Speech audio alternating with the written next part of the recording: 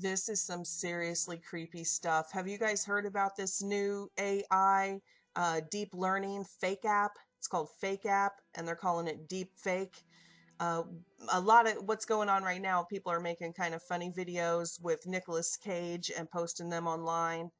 But take a look at these and look how realistic they look.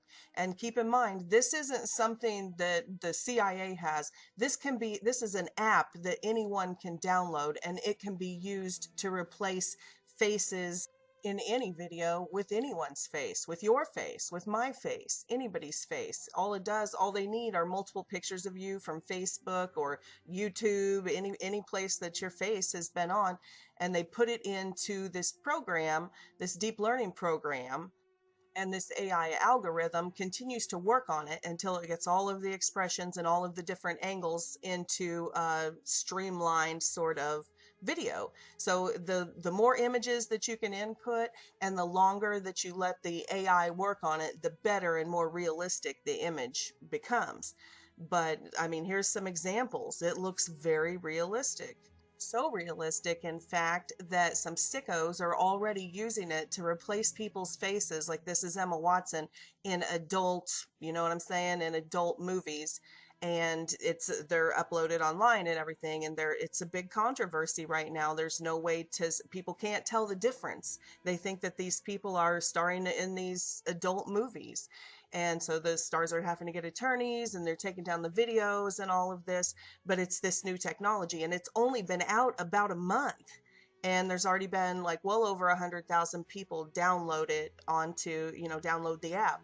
So if it's only been out a month and we're already seeing the creeps come out of the woodwork and figure out ways to use this to hurt people and exploit innocent people, you can imagine what can be done with this.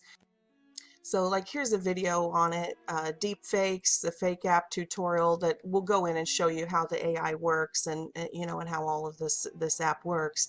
But I want to point out that this isn't just the typical face swap, take a picture software or app.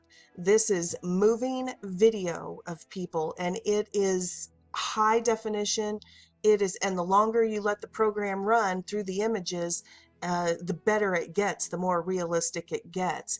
So it's essentially indistinguishable from the real thing. In fact, it's better than a lot of footage that we use to convict people and give them life in prison.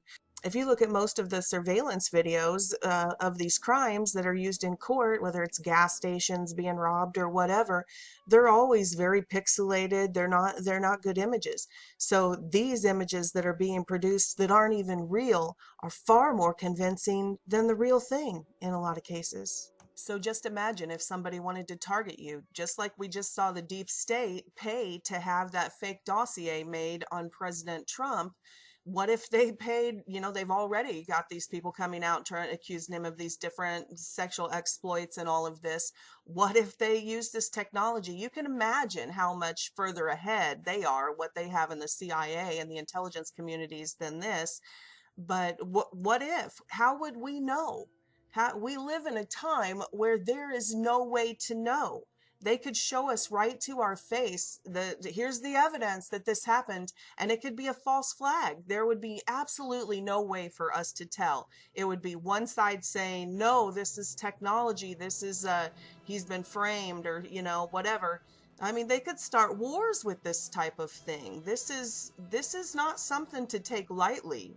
Or even on a personal level, what if somebody wanted revenge? What if it's just like an ex-boyfriend, or ex-husband or ex-wife wanted to frame the other person for something in court, and they make one. I mean, this is an app. This is something high tech that you have to spend $50,000 on. This is an app you can download and just put all the images. If you had all the images of your ex or whatever, your family, put them in there and let the AI algorithm work on them, and you could frame anybody. These are strange times we live in. So I'm sure all of you remember the first generation face swap app, and it was just, you could just download it right on your phone or your iPad, and it did pretty well. I mean, you could swap faces. It was still pictures, it wasn't video, but a lot of them were blurry and silly looking, but is the basic technology of being able to swap faces. So when they were dealing with just still pictures, I don't really think it creeped anybody out. I don't think anybody thought it would be used to incriminate people or anything. I don't think anybody worried about it. But now the AI have taken it to a totally new level that is very creepy. And it gets even worse because Google and I believe NVIDIA, they have software programs that can synthesize your voice, that can copy it and then replicate it to say anything. And they only need like a minute or two of your voice, whether that be from a YouTube video or a voicemail, a phone conversation, and they can synthesize that. So I think it's called WaveNet is one of the programs, and Lyrebird is another one of the programs if you want to research into those.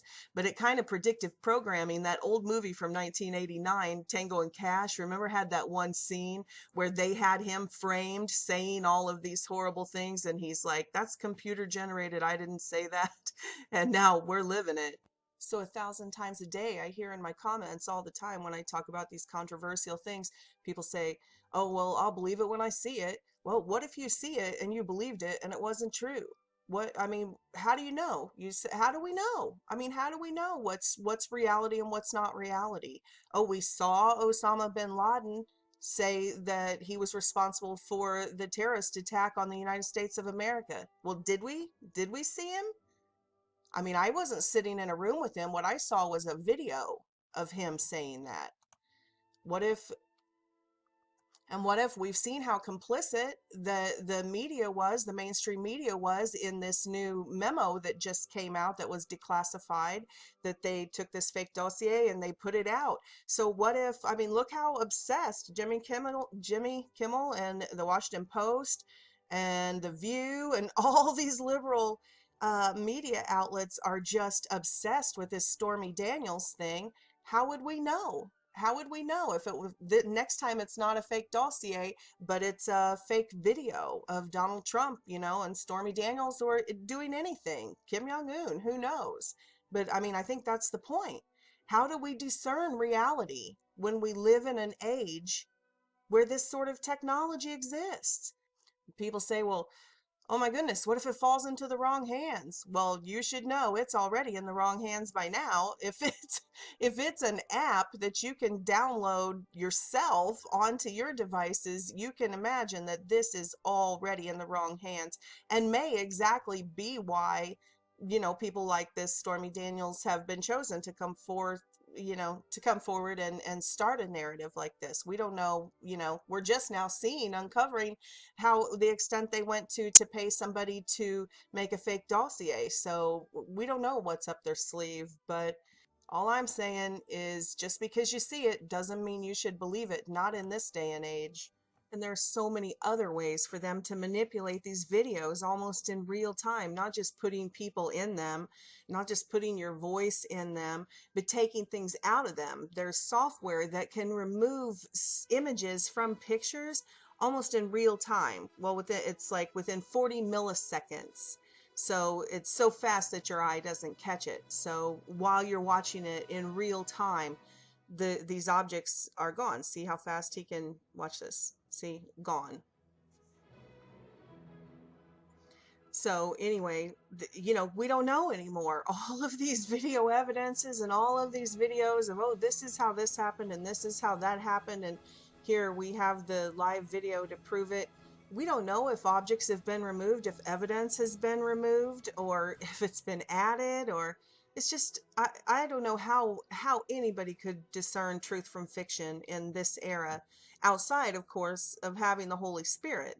God gives us a spirit of discernment.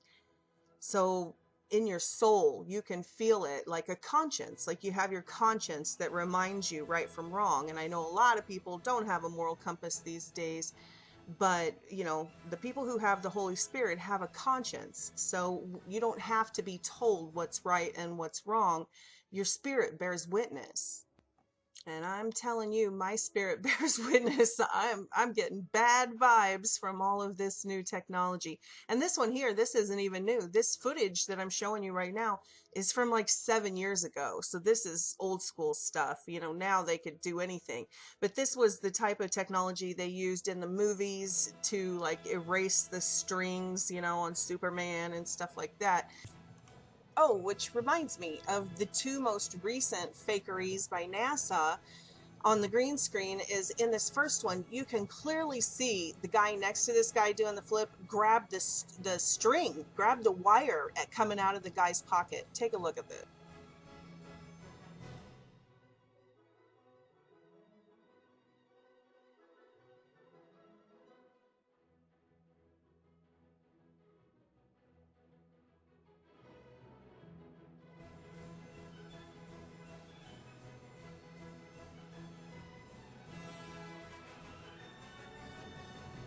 There's no denying. You can clearly see him wrap his hand completely around something invisible, some sort of invisible wire that is coming out of the other astronaut's pocket.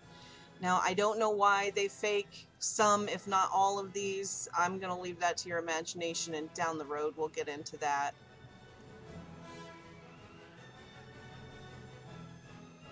And here's the next clip. This is, you can see that the three astronauts in front, this was a 14-minute supposedly live feed from the International Space Station, but the three astronauts and this gray silvery frame prop there to the right of the screen all seem to be in front of a green screen, because at the end of the transmission, the entire background stays the same and they glitch out.